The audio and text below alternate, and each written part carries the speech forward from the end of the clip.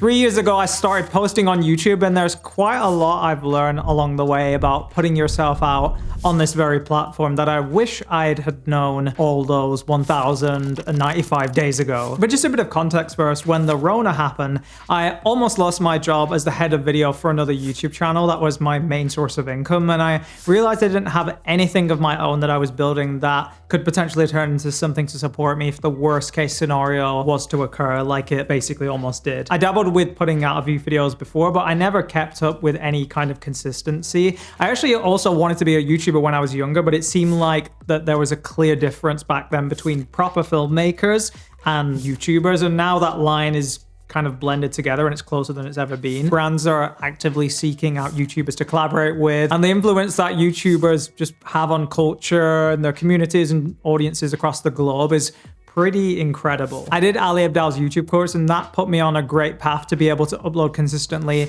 and it helped me with building a lot of systems to fall back on when my motivation wasn't enough of a driving force to upload constantly and, you know, sit in front of the camera and make videos like this. I wish I could say that I'm now making thousands of dollars each month and have a thriving community of people, sold out speaking gigs, merch drops that get picked up in the first minute that they drop, but I don't. I'm gonna be honest and say that I did expect to have grown a little bit more than I have from the last 3 years of posting, but that's just the nature with YouTube. Sometimes you get lucky and get a very quick growth early on, and sometimes it's a bit of a slow trickle upwards to building an audience. Looking at the stats, the average amount of videos to put out for our YouTube channel to hit 10k subs is around 152 videos, so it's looking like I'm following that average trend pretty closely, with this being my 80th video and currently having 7.3 subs at the time of making this video. I had a somewhat lucky break with my Apple conference breakdown video that pushed 4k new subs to my channel from what used to be like 100 people only subscribed to me. As exciting as this was, I honestly think a lot of those subs weren't the right audience for the content that I was putting out on my channel. They thought I was gonna be the Apple breakdown guy, so I was static on my sub count for a while, and a lot of them eventually unsubbed afterwards as they realized the content I was making was more filmmaking creativity related. I'm seeing all of this slow growth as a test of my resolve to keep going, when other people would have just quit by now if I had blown up early on this platform. Probably would have caused lots of extra stress and anxiety with me feeling like I had to put out, you know, perfect videos every single time to make this big audience of mine happy, versus the slow growth that I'm experiencing now, where I feel a lot more freedom to kind of experiment and just make stuff that I feel like would be valuable to people without a big amount of pressure of people, you know, awaiting to watch the videos. I get more out of posting on YouTube than the numbers of views or subs, or else I probably would have quit by now. I just have faith that I'm getting better with every single video, and it'll all lead to something amazing if I keep at it. As hard as some videos can be to make, once I hit publish,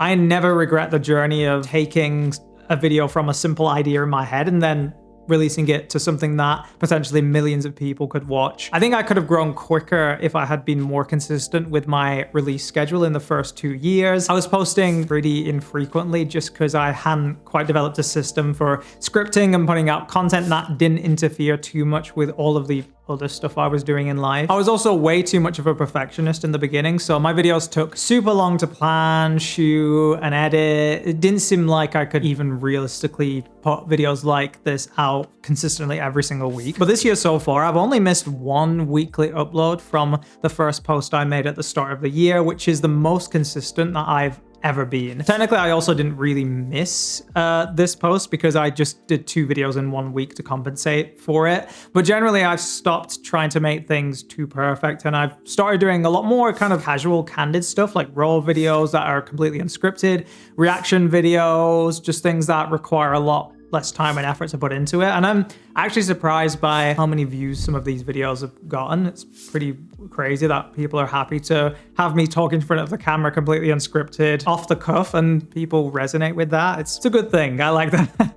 I like that I don't have to spend 20, 30 hours per video to actually find an audience who resonate with what I have to say. There's a big trend happening on YouTube right now of people liking the more personal videos like this rather than the, Mr. Beast crazy editing style, which is great for everybody because it basically democratizes the platform more and more and makes it more real in a sense, because anybody can have their video blow up because of their story and realness and their ability to just resonate with people and an audience that potentially feels like, oh, this guy is going through what I'm going through as well. I resonate with them, or they're teaching me stuff that I have gone through as well. And whoa, I feel super connected to them versus crazy editing, like where you just need money and skills to be able to even do at any level close to Mr. Beast. My own niche has developed quite a bit. I started my channel mainly because I wanted to get more music video clients, and then it moved to more general filmmaking, productivity stuff. And now I define my channel as helping creatives and sharing thoughts on making their passions more enjoyable, profitable, and sustainable in the long run. And all my knowledge in the filmmaking niche connects to the act of being creative in general because it's kind of the same journey regardless of what creative discipline you do.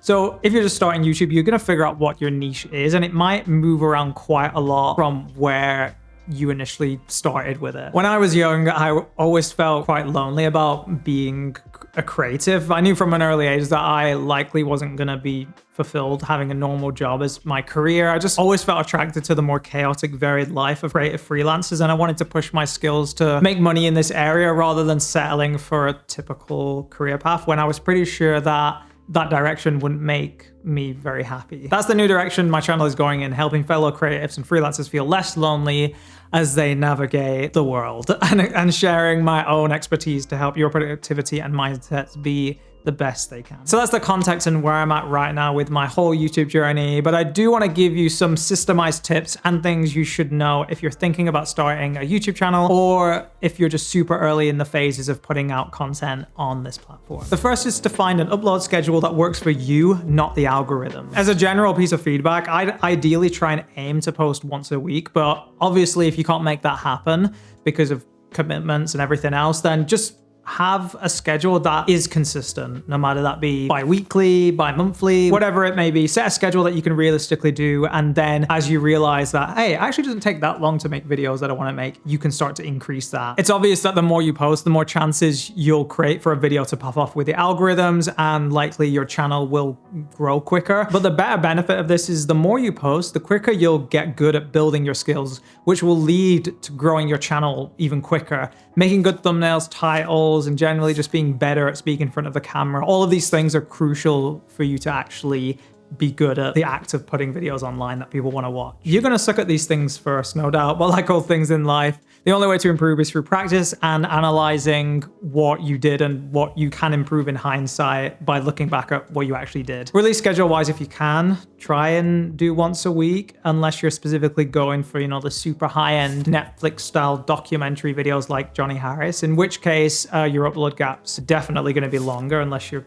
a super fast editor. But once a week is ideal because it helps you initially test and experiment with how you can realistically sustain posting content around all of the other things that you're doing in life. And then if you try that and realize it's just not possible, shift it around. But you don't just have to shift your upload schedule. You can also shift your quality slider of your videos depending on how fast you can work. I've tried putting out weekly videos with my quality slider just way too high, and as much as I would have loved to have kept up with having like crazy amounts of b-roll shots and all this amazing cinematography and just hours and hours of research to give you all these crazy facts to back up everything that I say, there's just no way that I could keep up with that level of pre-production and get videos out regularly every single week. And the actual reality is that as long as you can talk well, like giving interesting and engaging stories or being vulnerable about a topic that people are going to resonate with, audiences are not going to miss any of the fancy B-roll shots that you could have spent an extra 6 hours capturing. A good way to handle this around a release schedule is to make simple videos amongst your complex ones. So for me, I'll often make 2 videos that are a bit more complex with,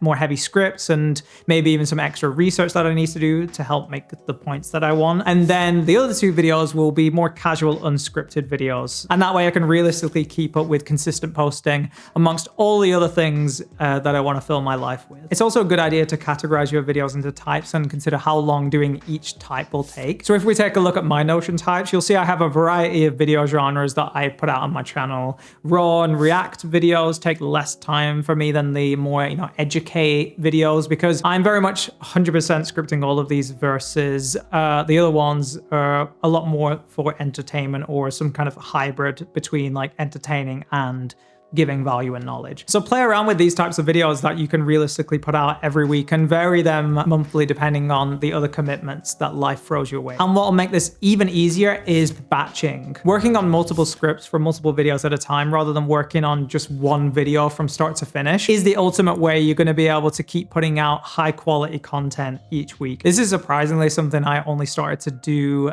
maybe a few months ago, and immediately I was like, what the f***?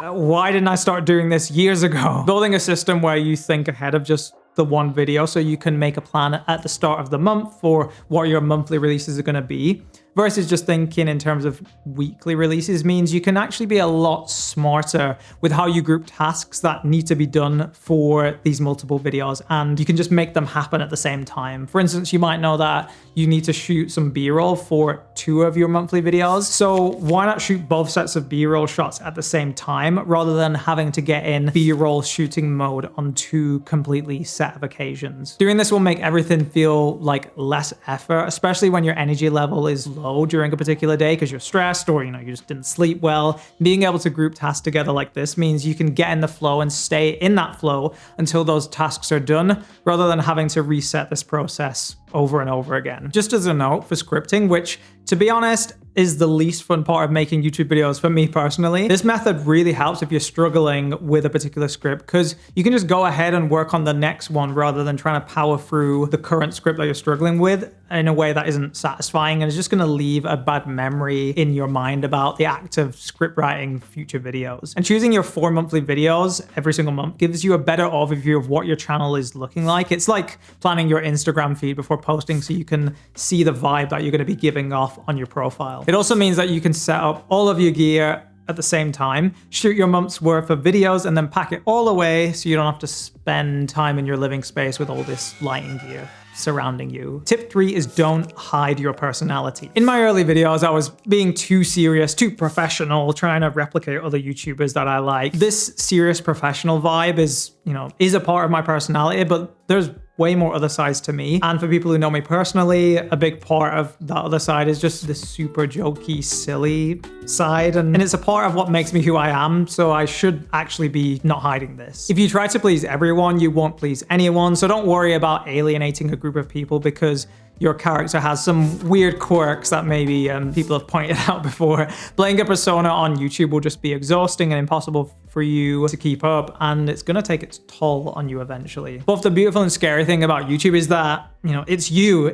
You can't hide behind anything by being in front of a camera. Not if you're gonna be trying to keep up with that consistently anyway. So think more about how would the confident version of myself behave in front of the camera and try to act like that person. With time, you'll feel closer to that version of yourself and it won't feel like such a disconnect from maybe the more introverted side that you actually are on most days. Number 4 is that people actually do care about you. There's this big fear from a lot of people who want to post online that there's just groups of haters waiting in the wings, waiting to critique the hell out of you. But the truth is, most people who come across your channel will be rooting for you from afar, and especially if you post online, because so many people also want to actually do the same thing. And by you actually posting, you're not only connecting with them, you're also showing them that, hey, if I can go from not posting something to now doing it, so can you. Of course, some people are gonna silently judge you, but you'll never know that, and who cares about their opinions anyway? Especially in the beginning, you're gonna be building up all of these new skills, so of course you're gonna suck a little with certain things. The people who are already YouTubers get that, and the people who aren't won't perceive you as being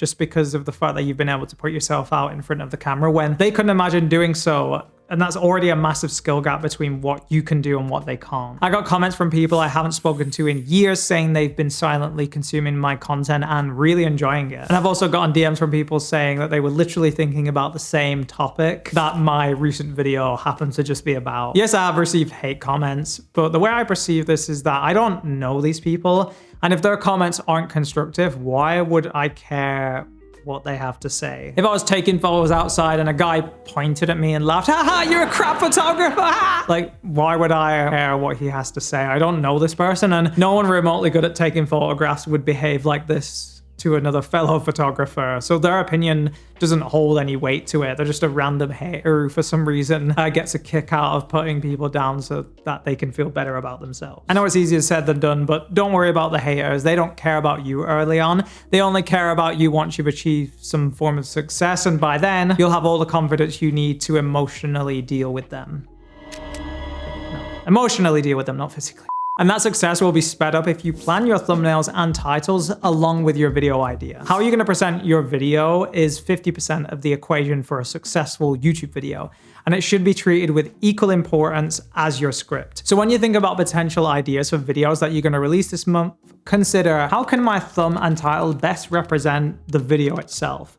It's the marketing of your video. Even if your video is amazing, no one will buy it, click on it, if you don't package it in a way that's appealing to that audience. This actually will also help you a lot with script writing, because once you already know how the video is going to be presented, once somebody gets it shown on their feed, you can tailor your script around the expectations that the thumbnail and title will create for your viewer. A good way to improve your thumbnail and title designs is to start noticing when you're browsing on YouTube and you're scrolling down and a video stops you in your tracks from your scroll. I have a reference page in my Notion of all the videos on YouTube that stopped my scroll. If they did that, they clearly caught my eye for some reason because of the particular aesthetics that I like. So save them and study why. Copy elements from them and apply them to your own thumbnail designs. I know it can be exhausting to be learning about all of this while focusing on the other areas that make a good YouTube channel. So I'd recommend focusing on getting better at one thing at a time from video to video. If you haven't even put out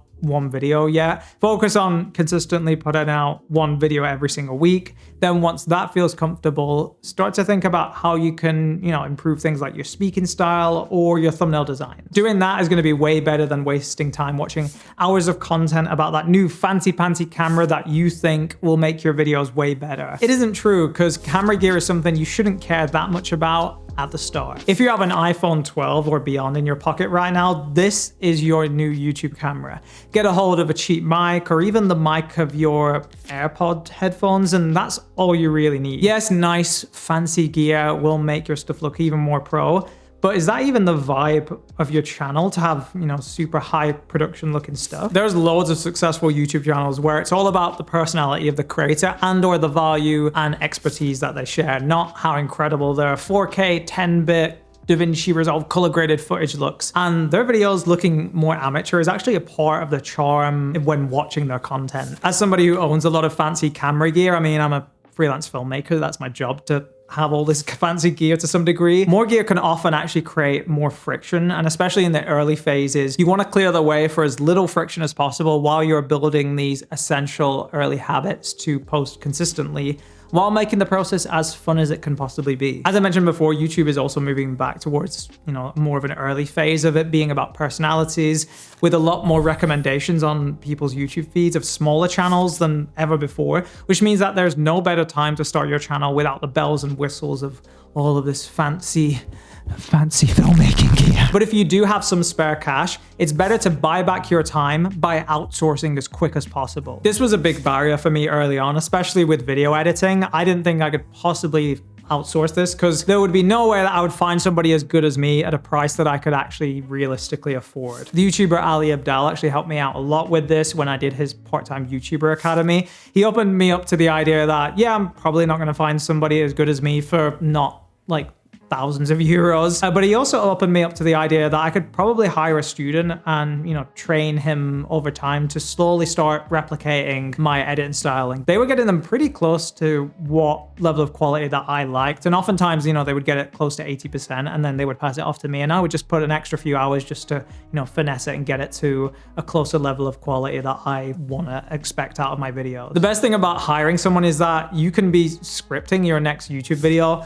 while your editor is, you know, across the world somewhere chugging away at the latest video that you shot. As soon as I experienced this, I was sold, realizing how much more stress and time it'd take me to be consistent with my upload schedule if I tried to do everything myself still. Early on, I still think you should try to do the editing so you get the idea of the time it takes, and most importantly, to have some reference of a style that you'd like your videos to have so that you can share that with your editor later down the line once you actually hire one. But if you do have some amount of disposable income, but not a lot, I'd pay someone $20 just to import the footage that you shot into your editing program of choice. Do the rough cuts to just get rid of any of like the ums and ahs and the times when you mess up. And then that means that when you actually open up the project, you just have content and you can actually start doing the creative stuff. I actually did this first before hiring my first proper editor, and that alone saved me at least 2 hours minimum, maybe more of my time. And I was convinced about how much more enjoyable making YouTube content was when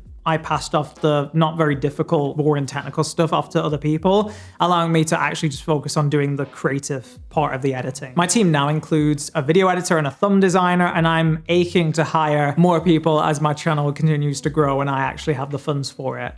As I mentioned before, I'm nowhere near close to rolling in the dough from YouTube, and I'm actually losing money from making videos each month, but I'm treating it as an investment. In 3 more years, if my channel is bringing in more money than I'm spending for my team each month, would I actually regret these last 3 years of losing money to have a team literally save me hundreds and hundreds of hours by collaborating with them? No, like I would actually have just avoided the dreaded burnout because I realistically couldn't have put in the amount of hours needed to get the kind of content that I want to make out regularly on the platform. Again, if you're just starting out, you should get the basics of these areas down, at least the thumbnail design and the editing, so that worst case scenario, you can do the edit if your editor happens to, you know, disappear all of a sudden. Side note, this actually happened to me. And that way you can still put out content rather than having an excuse of not having somebody there to help you with it. You've also got to ask yourself if you think you'll want to treat YouTube like a hobby or a business. Do you want to turn it into a side hustle, or does putting content out on the platform just sound like a fun thing to